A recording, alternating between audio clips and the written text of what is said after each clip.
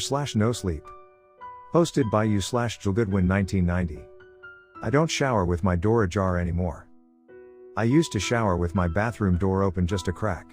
For whatever dumb reason, the tiny, cramped apartment bathroom I've had to deal with for the last 9 years or so loves to steam and fog up, even with the water on warm instead of hot. And, since my crappy as hell landlord refused to fix the ceiling mounted fan which would have ventilated the room, along with the fact it caused the ancient off-white paint to sweat and start developing mold patches in any other case, something which he would have charged me to clean, I made the decision to leave the door open a bit to allow the steam to escape. For almost a decade, nothing out of the ordinary happened, and I went about my daily life, the habit becoming a routine in my mind. That was, up until 2 months or so ago. You see, I was alone that day. My roommate had gone out for the day to take part in some bowling tournament, and I had the run of the place for the next 4 to 6 hours. As it was my day off from work, I decided to start it off with a long, hot, relaxing shower. So, I grabbed a fresh set of towels from the small closet next to my bedroom door, stepped inside, and, after turning on the water to let it warm up, I hopped in. I just lathered the shampoo up in my hair when I heard a noise come from just outside the bathroom. It was almost masked by the sound of the water splashing down on me and the floor of the tub, but it was out of place enough that I caught it. Scrape. It was almost the sound you'd hear if you dragged long fingernails down the wall. I froze, the shampoo dripping down over my face making it difficult to see anything at all. The sound came again. Scrape. For a moment, the thought of someone breaking in flashed through my mind. After all, the neighborhood I live in has the nickname of Methpire for a reason. But, if someone had broken a window or forced the lock, I would have heard it. The place isn't exactly big enough to miss those sounds. Finally, I opened my mouth. Tyler? Instantly, the sound, which had begun to repeat itself for a third time, ceased, the entire place going silent, save for the water. I felt a small wave of annoyance zap through me. Tyler, this better not be another one of your games, I thought as I hurriedly washed the shampoo out of my hair. My roommate had a habit, being a horror junkie, in delighting in attempting to play pranks on me, knowing I had a tendency to be a little jumpy. Without shutting off the water, I reached out, grabbed a towel off the rack, and stepped out, wrapping it around my waist. Tyler, I swear to God, if this is another attempt to scare me, I'm going to kick your ass. I called, striding across the tiled floor and yanking the door all the way open. I looked around. There was nobody in the living room, or the kitchen which opened off of it. I glanced around, then, just to ease my own mind, I walked, first to my bedroom, then Tyler's, looking in. Both were empty, and there wasn't exactly any place for someone to quickly hide in either of them. Huh. I must have just been hearing things. Shrugging my shoulders, I turned and jumped back into the shower to finish up. That evening, when Tyler came back home from celebrating with his team, apparently having blitzed the competition, I decided to question him as we sat at the kitchen table, eating Chinese takeout. Hey, Ty? I asked casually, glancing up from my chopsticks. Yeah? He mumbled out through a mouthful of his food, causing me to roll my eyes at his lack of manners. You didn't happen to come home earlier today for a moment, did you? He looked up at me, a slightly perplexed expression on his face. Nah, man. I was at the alley until 3, and out drinking with the boys until 5. Why? I searched his face. The guy had a tendency to chew a little too much when he was bullshitting me. It was a tell I'd learned to spot of his, thanks to endless nights of playing poker against one another. No reason. Just, thought I'd heard something while I was in the shower this morning. I looked at him, smirking slightly. Thought you might have come back to grab something you needed, and decided to try and pull one over on me again. He let out a huge burp in response, then reached forward and grabbed his bottle of Coke, tilting it back and taking a swig. No, man, he said simply, using the back of his sleeve to wipe his lips. Besides, if I'd come back and tried to scare you, you'd have known it. He let out a low laugh, one which, after a moment of studying him, I shared. He was clearly telling the truth. Yeah, I guess you're right, bro, I said, dropping my chopsticks into the empty container and hawking it over my shoulder into the trash can. He leaned back, and, using his own empty container, feigned being a basketball player and acted like he was making a free throw. The container bounced off the edge, making us both laugh. I pushed what had to be a trick of my mind out of my head, and the two of us spent the rest of the night playing video games and downing beer. The next week went by without any other strange noises, and I almost completely forgot the strange incident. Ty had gone out for the evening on a date, and after binge watching all 3 Creature from the Black Lagoon movies, I flicked the television off and headed for the shower. Hopping in, I softly hummed some 50s tune stuck in my mind and lathered myself up with soap. I just put the shampoo in my hair, when I heard the scraping sound again. This time, it was a bit louder, and I knew it hadn't been my imagination. I became still as a statue again, my head under the water and blurred between it and the shampoo slowly being rinsed out of it of its own accord. I almost held my breath, listening. The sound came again. This time, instead of on the wall, the scrape clearly came from the wooden doorway to the bathroom. I felt my heart thudding hard in my chest. Then, my eyes widened as I saw a shadow filter through the opaque shower curtain. It was the shadow of the bathroom door slowly opening. I found my voice. "Who's out there?" I called, attempting to sound as tough and authoritative as I could. Just like last time, the moment I spoke up, all movement and sound ceased, the apartment going silent. This time, however, the air almost felt charged, as if the tension in it were palpable enough to be cut with by a knife. I reached out, wrapping my fingers around the edge of the curtain as I grabbed the closest thing I could find as a weapon, a full bottle of shampoo. It was a pathetic weapon which likely wouldn't faze any intruder, but it was still better than nothing. Taking a deep breath, I wrenched the curtain back, the sound of the hook scraping on the metal pole almost sounding like a scream in the quiet. Just like last time, there was no sign of a soul. The only thing that gave away that anything had changed, was that the bathroom door was, indeed, standing wide open. The darkened outline of the living room beyond made me feel uneasy. I couldn't place why, but it almost felt as if the gloom held a threatening atmosphere. Shutting off the water, I stepped out and wrapped the towel around my waist. Stepping to the doorway, I reached out into the dark and felt around the edge of the door until my fingers found the light switch. Instantly, the dark was banished away by the bright white light overhead. I could see that nobody was in sight in the living room. This time, however, I wasn't taking any chances. Water still dripping off me, I strode across the living room to where I dropped my belt I wore when out on the job as a plumber. I reached down and pulled a rather large pipe wrench from its place, gripping it with wet, and, admittedly, slightly shaky hands.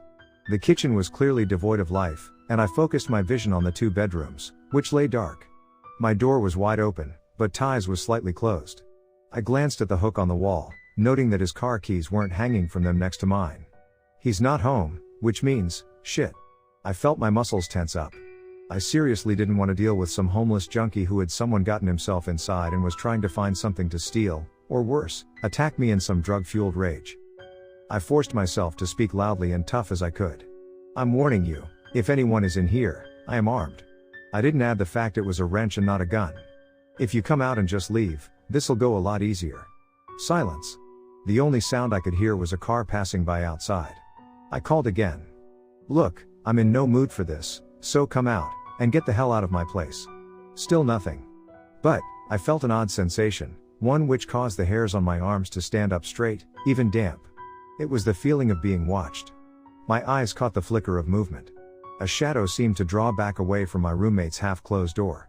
I knew right there and then I should have called the cops, but, some dumb sense of bravado had come over me, and I wanted to be like those tough guys in the older movies, taking care of things themselves.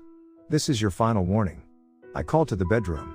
After about 20 seconds of more silence, I drew in a deep breath, raised the wrench as high over my head as I could, and, letting out a bellowing yell, dashed for the bedroom door as if I were simultaneously a football linebacker and an Olympic torch carrier. I burst into the room like a charging bull, the door smashing into the wall behind it with the sickening crunch of plaster breaking. I shot my free arm out and wrenched the light switch up. The room was empty. Ty's scattered clothes, records and game cases lay strewn about the floor like always. I looked around. The closet. Each of us had a small, walk-in style closet on the far wall of our respective rooms. Taking another deep breath, and still holding the wrench above my head like a caveman's club, I strode to the sliding doors and grabbed the handle, yanking it open with a scream of protest from its track. I forced aside the clothes hanging on the rack. Nothing. As I stared at the back wall, the feeling of being stared at came again, this time from almost directly behind me. I swear I could actually feel someone, or something, breathing down my neck. Moving on pure instinct, I pivoted around and swung the wrench with all the strength I had, at nothing. There was nothing and nobody behind me. What the actual hell is going on here? I wondered. As I stood there, feeling as though something had been behind me and had simply dematerialized out of existence when I turned and swung, I heard the sound of a key in the front door, then the laughs of Ty and what had to be his date as they stepped inside. "I'm telling you, you did great at darts, babe," Ty exclaimed. Both of them stopped and stared at me when they reached his bedroom door. I know I must have looked weird, standing in his room wearing only a towel and holding a wrench. After a moment of silence, he spoke, Jimmy, boy, what the hell are you doing?" I blinked a few times, trying to find my voice. Finally, I spoke. "I swear I heard someone in here, man," I said, my voice trailing off slightly. I saw the two of them exchange nervous looks. "What you mean, dude?" he asked, his eyes looking around. "I mean, I heard the exact same sound as last time, only the bathroom door swung open. I came out, thought I heard someone moving around in your room, and came in here," I replied, feeling only confusion and embarrassment sweep over me. I could tell he believed I had heard something, and to ease my worries, he had his date sit in the room, and together, we swept the place, looking in every closet and under both beds. But we found no trace of anyone. I shook my head as he prepared to go into his bedroom. "I don't get it," I muttered softly. He patted me on the shoulder. "I think the bathroom door may just be a bit loose on its hinges, my dude," he said, trying to reassure me. "I'll check it out in the morning. Go dry yourself off and get some sleep." He punched me lightly on the arm. "And hey, no scary movies late at night for you, okay? You're starting to hear things go bump in the night for real." He let out a laugh, one which I mirrored, but didn't feel. The feeling of eyes on me had vanished, but the apartment still held an uneasy feeling. It stayed as I dried off, dressed into a pair of pajama bottoms, and climbed into bed. I could hear Ty in the next room, doing exactly what I figured he'd be doing with his date, and rolled my eyes. Hearing that shit gets old after a while. Still, I reached out, grabbed the remote and flicked on the small TV on my bureau for background noise. It took a very long time to drift off to sleep that night, and when I did, my dreams, nightmares, actually, were of a dark, shadowy figure creeping slowly towards my ajar bathroom door, the sounds of the shower on spilling out from it. As it reached out to push open the door, I snapped awake, sitting straight up in bed with a sheen of sweat covering my face and body. For the next 2 weeks, I tried as hard as possible not to stay alone in that place. I only showered when I could hear my friend moving around in his room, or out in the living room. Whenever I knew Ty was going out for any reason, I'd either find an excuse to join him, or just go out and do something in town. The sense of being watched hadn't returned after that night, but I wasn't taking any chances. Something about the place just felt like it had changed. Something almost imperceptible, which I couldn't place. But it seemed to do the trick, as nothing weird or creepy happened. Then, one day, as I was sitting in a cafe sipping on a coffee, my phone rang. I pulled it out of my pocket, and saw it was my boss calling me. Great, on my day off, I thought exasperatedly, then hit the button to answer it. "Yeah?" Instantly, I heard the gruff voice of Rick, my boss on the other end, yelling to someone else. No. "Steven, how many times do I have to tell you?" Counterclockwise.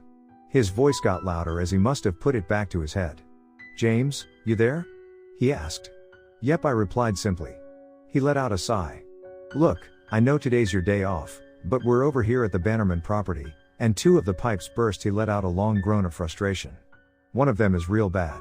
I'm able to get one of them fixed, but our new employee," his voice took on an undisguised tone of disgust, "decided to make it worse by fucking the pipe up worse." He finished, letting a moment of silence spread out before speaking again. "So, I apologize, but I need you to come in. You'll get paid overtime." Of course I nodded, more to myself than anything, then let out a sigh of my own. "Yeah, I'll be in. Just let me swing by my place and pick up my tools," I said. "Don't forget to quickly hit the shower before getting over here, James," he quickly added. "You know old man Bannerman gets pissy about anyone not being freshly clean coming in here, due to being a germaphobe. So, I'll expect you to be here in 30 minutes." And with that, he clicked off before I could say anything. Not that I could, anyways. At the mention of a shower, I felt a shiver run up my spine. I knew Ty was out, his bowling team was off in the next town on another tournament. Which would mean I'd have to shower in the empty apartment. And that's something I really do not want to do. But, I had no choice. If I just grabbed my tools and slipped into my jumpsuit, I'd get chewed out, first by old man Bannerman, and then Rick for not following orders set down both by him, and the man we'd contracted to repair and replace the pipes of his huge sprawling mansion. Sighing, I paid for my coffee and drove back to the apartment. When I opened the door, I had a flash of panic seize through me. I thought the feeling I'd had before would come back as soon as I stepped inside. But, the apartment felt normal, the cloudy light filtering in through the half-open kitchen and living room window blinds. I looked around, then shook my head. "Stop being such a baby, Jimmy. There's nothing in here except you.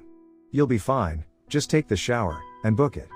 Feeling more resolved, I strode across to my room, gathering my undershirt and jumpsuit. For peace of mind, I also grabbed the same pipe wrench I'd held that night from the belt hanging over the edge of the couch, and carried it into the bathroom with me, placing it on top of the pile of clothes sitting on the toilet lid. For a moment, I debated on just closing the bathroom door, but, like the previous feeling, shook it away and left it ajar. Ty should have fixed the hinges by now, anyways. I reached into the shower and turned the water on, waiting for it to warm up. After I saw the steam begin to rise out from over the curtain, I stepped inside, grabbing the bar of soap and quickly beginning to scrub myself. I rinsed myself off with no problems, then grabbed the shampoo and lathered up my hair. As I scrubbed into my scalp, the soap began to drip down into my eyes, obscuring my vision. That's when I heard the scraping sound come again. Only this time, it was much louder and more pronounced than any time I'd heard it before. I felt a chill run up my spine, despite the hot water flowing down over it. It came again, just outside the bathroom door. I took a deep breath. "Tyler?" I called out, thinking the sound would stop as it had both times before. But this time, it didn't. Instead, I heard it scrape louder, almost on the bathroom door itself. I felt my breath catch in my throat as I saw the dark shape of the bathroom door swing open. And then, the bathroom lights flicked off, plunging me into darkness. There was still a little light filtering in from the living room, but everything was now in gloom. What the fuck? My heart was thundering in my chest as I slowly stepped back. I knew the distance from the edge of the tub to the toilet seat where my wrench lay was less than 2 feet. I could reach out and snatch it in a heartbeat. The scraping sound came again, loud as I'd ever heard it. It came from inside the bathroom somewhere, near the door. And then it stopped entirely.